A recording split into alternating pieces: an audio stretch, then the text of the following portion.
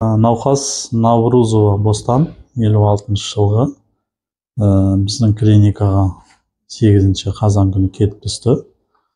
Бейнеу аудандық орталық ауруханасынан медициналық авиациямен жеткізілді.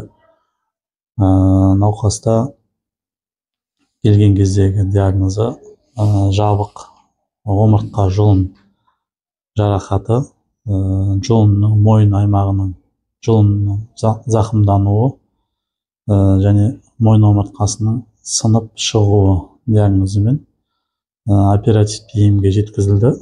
Біздің ауруханаға түскеннен кейін науқасқа шұғыл түрде ота жасалды. Шыққан мойын омыртқасының қалпына келтіру операциясы жасалды. Операциядан кейін кезеңде науқас қазіргі таңда жансақтау бөлімінде жатыр.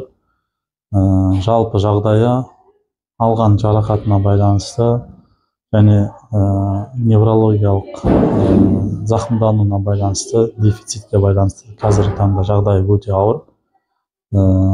Аппараттың құрылғының көмегімен демалып жатыр. Отадан кейін жайлап біртіндеп есіне келіп жатыр. Но бірақ ауыр болып саналады жағдай қазір. Операция нейрохирург дәрігерлерімен жасалды. 3 сағатқа созылды жалпы ұзақтығы. Бұл жерде енді жарақат алғаннан кейін науқаста уже қол аяғында дефицит болған. Аяқ қимыл қозғалысының шектелуі, бірден тежелі шектелуі болған. Соған қарағанда бұл жерде жұлынның зақымдануы өте ауыр жағдайда деп саналады. Сол себептен болашақта бұндай жарақаттан кейінгі науқастар көбі инвалид болып қалады. Мүгедек, көп жағдайда мүгедектікпен аяқталады. Кейбір жағдайларда даже может өлім жағдайына дейін де баруы мүмкін.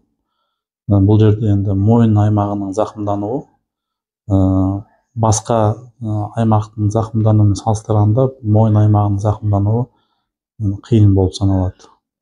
Туысқандары келіп тұрады, хабарласып тұрады, бізбен ақпарат беріп отырмыз. Жалпы жағдайының ауырлығына байланысты. Егерде оңалу процесі тез қарқында жүретін болса, онда біз орташа уақытпен 3 апта, 4 аптаның көлемінде шығарып қалуымыз мүмкін. Бірінші енді қазір реанимация бөлімінде, одан кейін бізде ауыр науқастар жататын пит палата дейтін бар, сонда ауысады. Одан кейін жағдайы тұрақталатын болса, жалпы палатаға ауыстырамыз.